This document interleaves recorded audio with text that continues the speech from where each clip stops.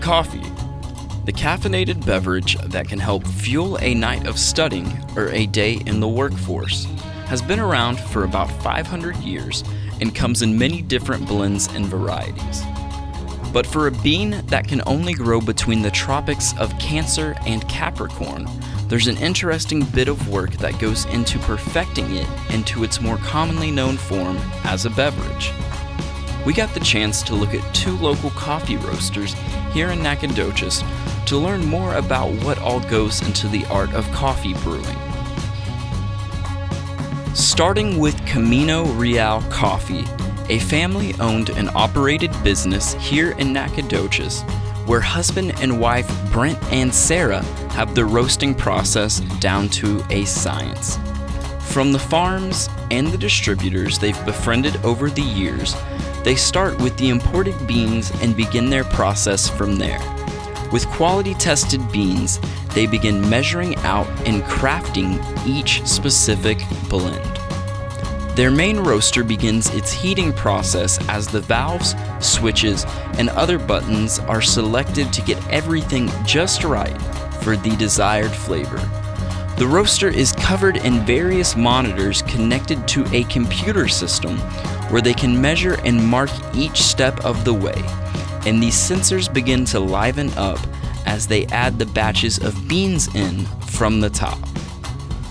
The roasting chamber works similar to a space heater as it evenly distributes the heat across the beans, darkening them and accenting the intended flavors. As the roasting process continues, you begin to see a difference from the original bean that was placed in the roaster as the darker colors begin to emerge.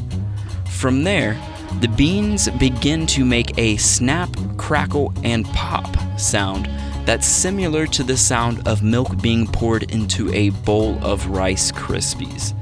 In this phase, the sounds from the beans let the brewer know that the process has almost reached its final stage.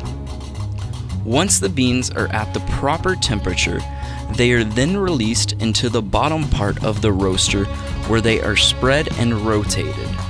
During this phase, the beans have reached the end of their cooking period and are now ready to cool.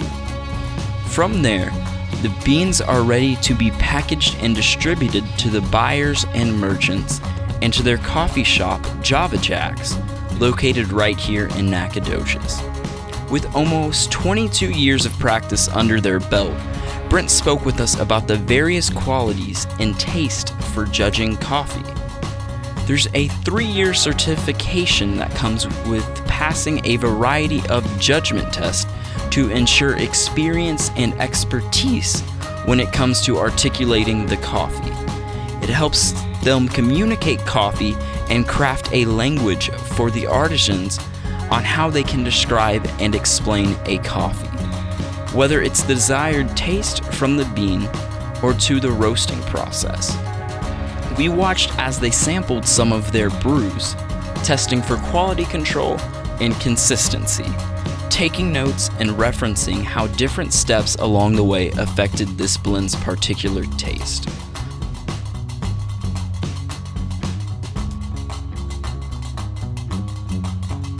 Hi, Non-Flags Coffee Roasters. We roast coffee every Saturday here. We want to make sure that it's fresh. That's why we do it weekly, to make sure that everything we do is fresh and is of the highest consistency and the highest quality.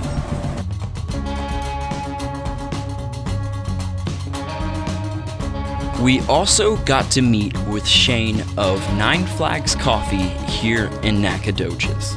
He's spent 25 years in the hospitality industry, but he has almost a year experience in the coffee industry. He roasts the coffee for 9 Flags in a handmade roaster that immediately catches the eye. The igloo-type dome roaster located behind his establishment is where you can find Shane and his partner on a Saturday morning completing their roast. Roasting 10 pounds of beans at a time, they replenish the stock that's disappeared over the past week and prepare for future customers. They begin their process by heating up the roaster to the ideal temperature by adding logs and stoking the fire. When the temperature is just right, they'll begin to set up the rotating attachment that holds the beans over the flame. Once the attachments are ready and the beans are in the rotator, they send it off to the flames and attach the rotating motor belt to the contraption. The coffee beans will spend a few minutes in the roaster as they start their journey. With meticulous logs and a thermometer ready, every minute they check the temperature to ensure the best quality coffee bean they can produce. After the required amount of time for the roast has passed, they check the beans to make sure they're ready. If the beans are ready, they're released into the copper hopper and then taken to the cooling area to end the cooking process.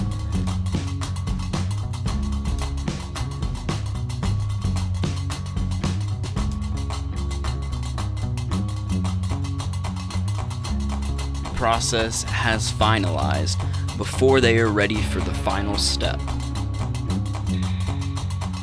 After the beans have cooled, they check for quality by removing any beans that aren't ideal for the roast, and then they proceed to store the beans in the shop.